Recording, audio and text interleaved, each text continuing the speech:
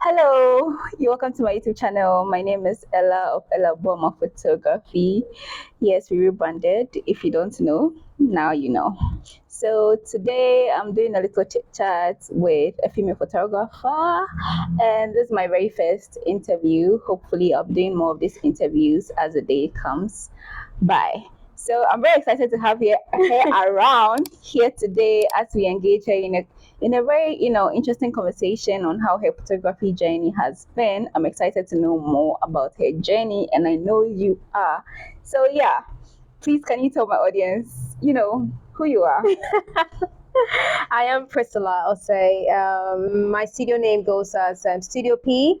I'm based in Finland. I am a photographer and researcher, and thank you, Ella, for having me. Nice to have you here. So I'm just gonna go straight into the questions that I have for you today. Thank you. So my first question is, how did you get into photography? How did I get into photography? I think my journey or the inspiration of the whole, journey started around 2016. I did an internship with one organization in Ghana.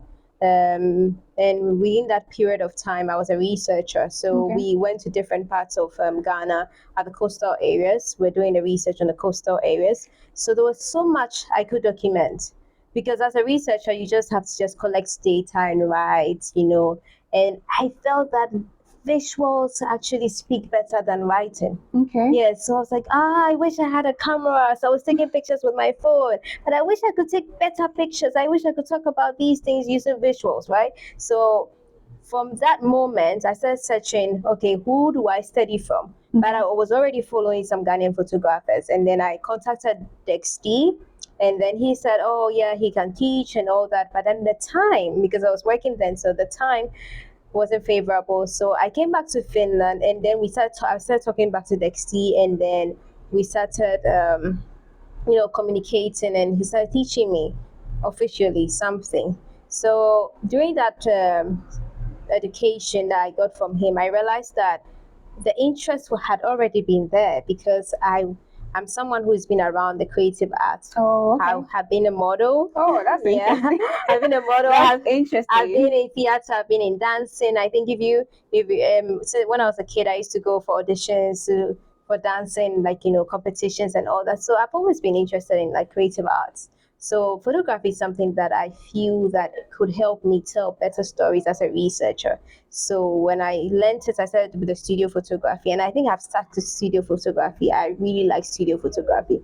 However, I think it's the connecting with people and learning who they are, getting to understand who these people are. That's what really sparks me. So this journey has been all about the creative arts, trying to find myself, what it really speaks to me better as a researcher. And now I would say I'm a photographer because that's quite interesting to know that you started off as a model, because I pretty much have a similar story. Oh, really? I also started off as a model before I branched into photography and all that. Right. That's really interesting. So would you say that ever since you found love in photography, started photographing people and all that, your photography has changed since 2016? Oh yes, definitely. I would say kudos to Wealthy Cheesy, Dexty, you, Blue D, anyone who's come my way, because then all these people I'm mentioning one way or the other actually, prompted me or actually advised me to do something better. So the journey, I started by just practicing lighting, right? So you practice lighting, you don't really know how to do certain things, and someone will be like, oh, you should do this, you should try this, you should try this, you should do it this way. And yes, when you talk about improvements from technique, it has improved so much. And even the way I speak to customers has also improved so much. The way I deal with people, the way I book or manage my stuff in the photography business has also improved.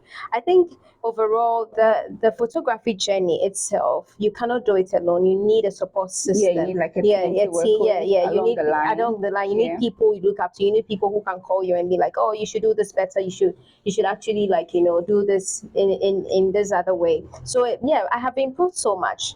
I can't even imagine when I look at my first pictures. I'm like, I was just about to ask you, so far with your photography journey, how do you combine the technical aspect of photography with the creative aspect of photography?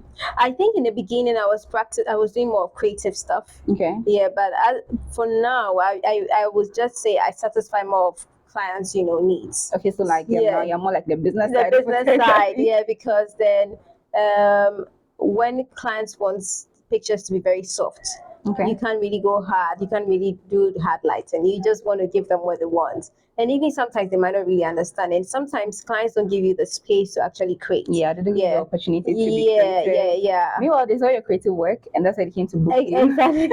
But at the end of the day, it's like the clients come to what they want. They come with a concept. Yeah. Yeah. So how do you deal with clients that come to you and then they're like, do your thing? Do you prefer clients like that, or you prefer the clients that actually come with something already in mind? Well, I feel that so far the clients that come to me that be like want to do your thing, let's create something.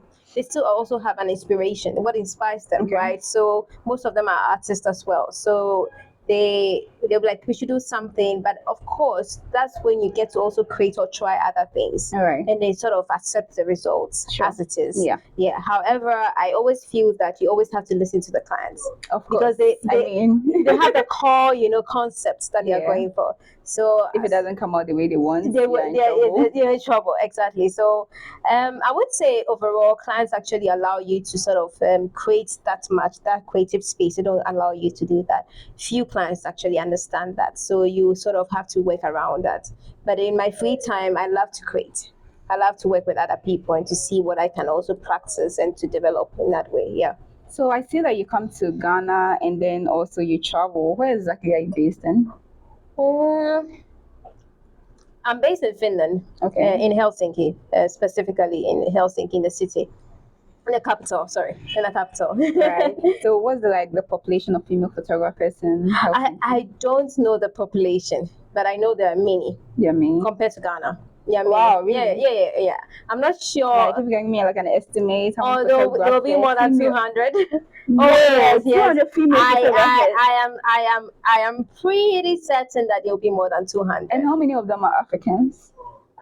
So far I know one African. She's Afro-Finnish. Okay. But I'm not really. I think there's also one, but she's a videographer. Okay. Yeah. Okay. Yeah. So yeah, I mean the female photographers in Helsinki. Do you guys meet up to do some collaborative work? There is a page for photographers or people in that space, but I don't really patronize it that much because mostly it's in Finnish. Okay. My Finnish is so coming together. Please tell us a little, speak a little Finnish. See, we want to hear you say a little, Finnish. We could. Moi is hello. Moi. Moi is hello. Okay, so moi. Yeah. You're welcome to my YouTube channel. Moi. So you always say moi. You're welcome to my YouTube channel. Moi. All right. So this is very nice. Moi. Yeah. So at the end of the video, you'll be like, oh, moi. That's my moi. That sounds like a food in Ghana. Exactly. Moi. Right. So far, what has been the challenges you faced as a female photographer, especially in Finland per se? Being a female photographer in Finland. Well, the context is sort of different. I think the Finnish context is more liberated. Would I use the word liberated, or allows women to really thrive in ways that they want to thrive or express themselves. So I wouldn't say there's a huge challenge when it comes to female photography. However, there's a huge challenge being a Black person in Finland being a photographer, because then the challenges comes in a way that it's a very diverse space with a lot of people from different parts of the world. So you didn't school there, you don't have a very good network there in terms of you're born in Ghana, you migrate to a different place and you want to find new friends. So getting clients itself is a challenge.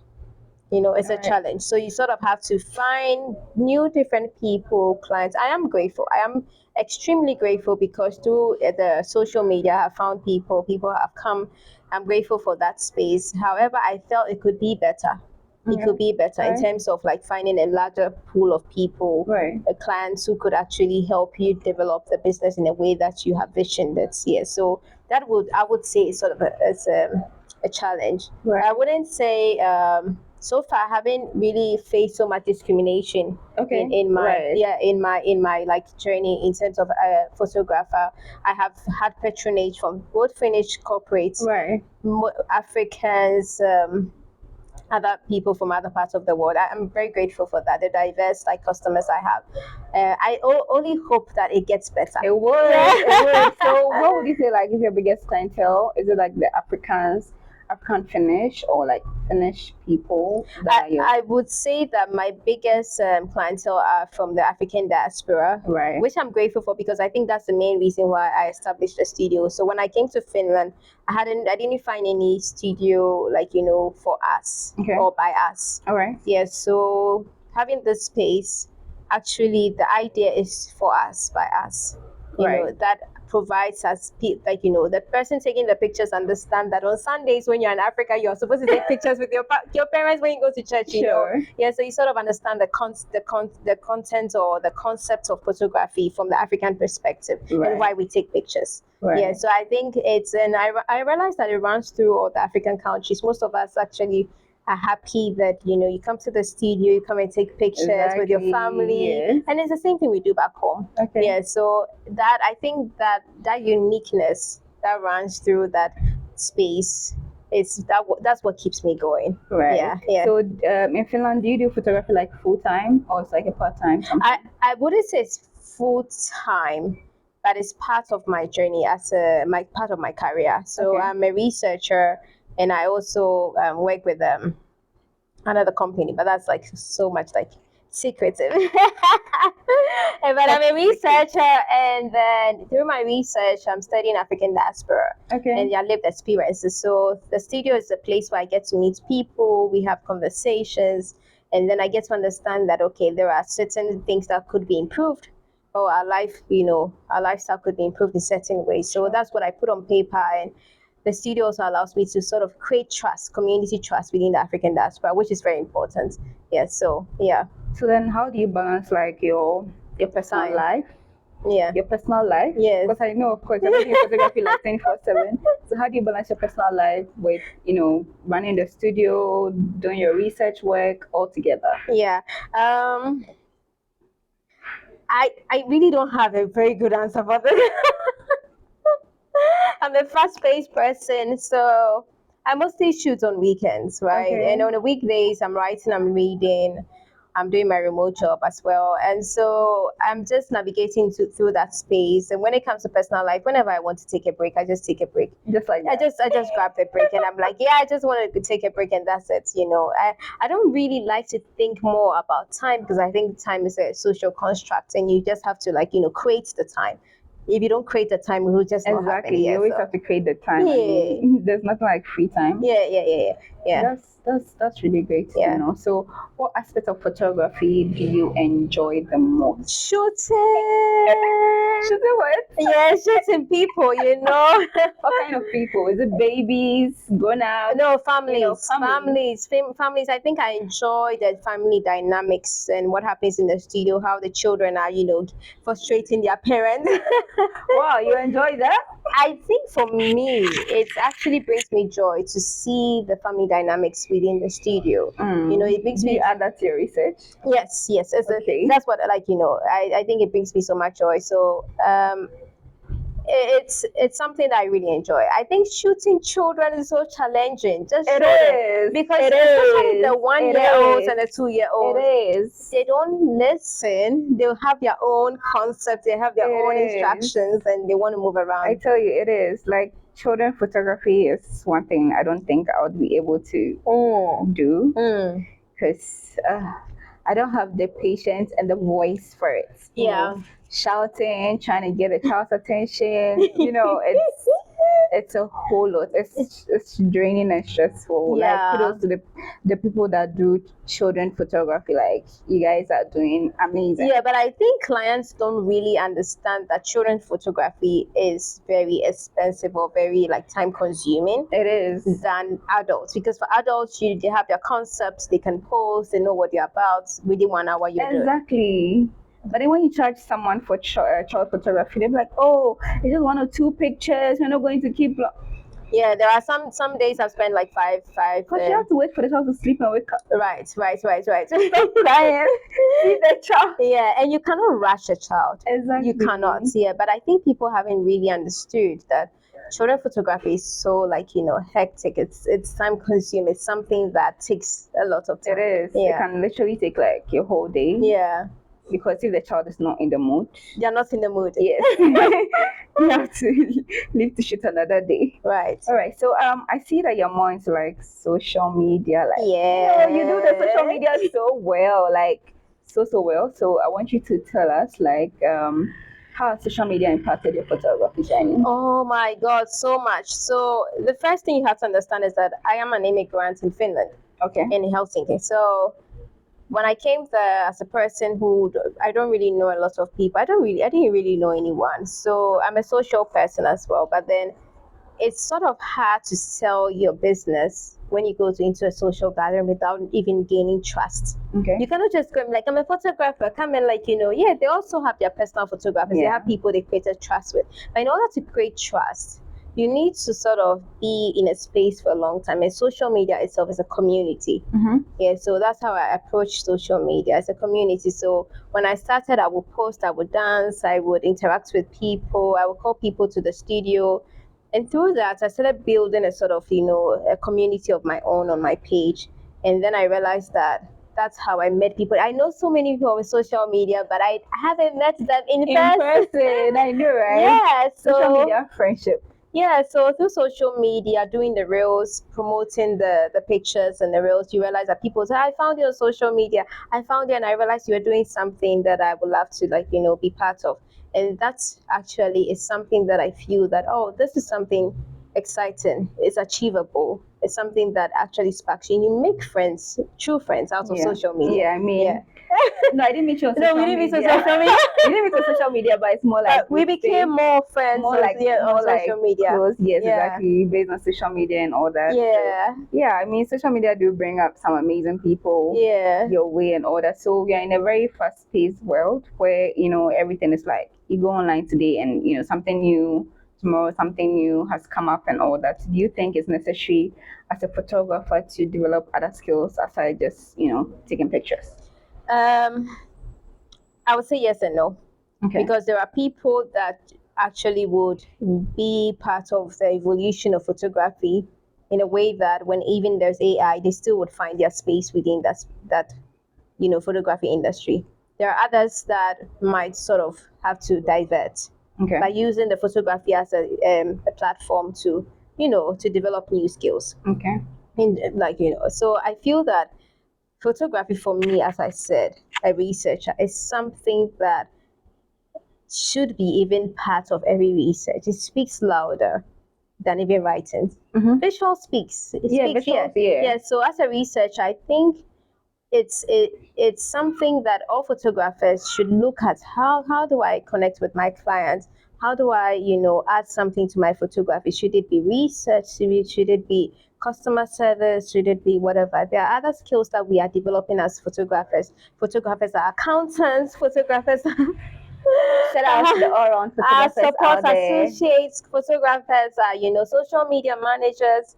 So as a photographer, you are developing so many skills, but you are not really working with the skills in a way that you're like, okay, I'm a photographer, that's it. But you have so many skills that you could actually add to your work. So I'm even talking about, I'm asking about it in terms of, I see that you create a lot of reels, video content. I see your video editing skills. It's really amazing. So like that's the angle that I'm coming from. Do you think it's necessary as a photographer to develop skills in like videography, learn how to take videos and all those I think part of the management is the business. How do you manage your business? How do you get your clients? Because for me, the reels is just a great attraction to tell other people, especially when we're in the diaspora. most of us, you come and you are in your own small space and you're like, okay, I don't want to go anywhere. Do I belong here? But the reels actually gives a picture of what the studio looks like. Who can come there? Everybody can come there. So more you know? like Yeah. it's letting people know the experience they'll get when they come to Exactly, yeah. So studio. it sort of gives you the idea of the experience that is offered there. So I think it's important that photographers put behind the scenes. Okay. Yeah. But I know a lot of photographers don't like to put behind the Yes, because we scenes. don't want you to know our lighting setup. I don't think it's even, I don't think we can all be photographers. I think we can all take pictures. Even when I'm taking pictures, I want you to take pictures of me. I invited you to take pictures of me. Yeah. I love it when people take pictures of me, but Because I- you've been a model before, so Yeah, it's so in your blood. You like to be in front and behind the camera. yeah, but I feel that photographers should look into, putting good content out of behind the scenes rather than just the pictures. Okay. The creative process is very important. Yeah, so yeah. Right. So we are going to start putting behind the scenes of our projects out there. Is there any project you're working on currently? Something in the pipeline you're working on? For photography. Yes. For now, it's beginning of the year. I just want to, just chill in Ghana. Chill in Once- Ghana. Once I go, I have things in mind, but for now, I think not, because in the summer I have other things I want to do during the summer, but I don't have concrete projects I want to execute during this time. But I just want to, because then I have already clients also booked once I go, and I have like school research things to do, but I don't really have specific photography projects I want to do. One thing that we spoke about is learning more about lighting, right? Yes, Yeah. yes. Yeah, lighting. So we agreed that you will teach me some lighting skills, which is very important. I'm also Yeah. going to learn some lighting skills. Yeah, so I think that's the first project maybe I'll take on. Yeah. That's nice. So so far, I mean, the year just started. We are just like few days into January. Is there like any major thing you would want to do here in Ghana as a photographer in this year?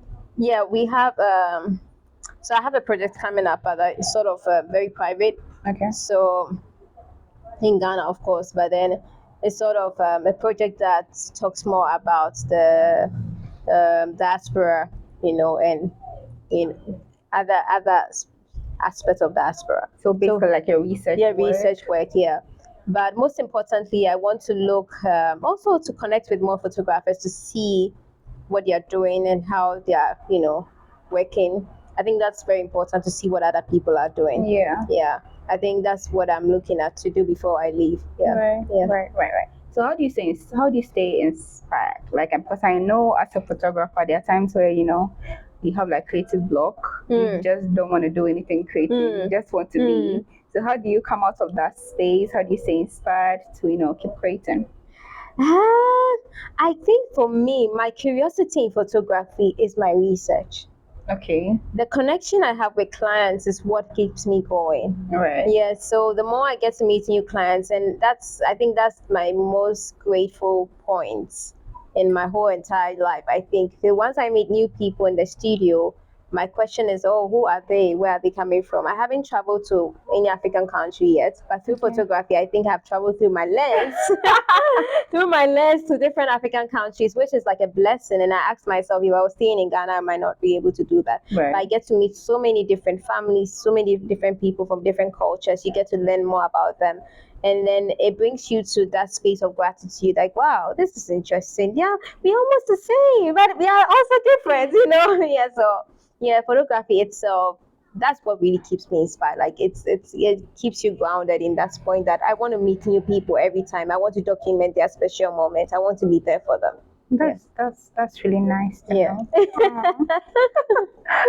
So I think we're going to wrap up this interview. So if you have any advice for anyone out there, male, female photographer, anybody that wants to maybe come to Finland and pursue photography, what advice do you have for them?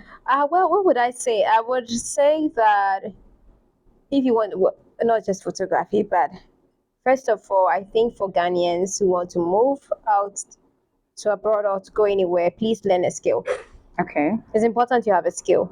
It's important you are so good at something, because that was what would, help you get a community. Right. Yeah, and then if you really want to move to Finland, Finland is a lovely place. But it's very cold. You freeze to death.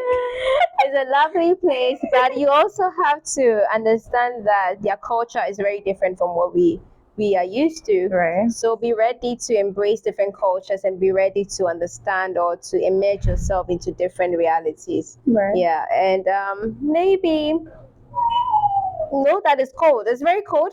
Very chilled, very freezing. Negative 35 degrees.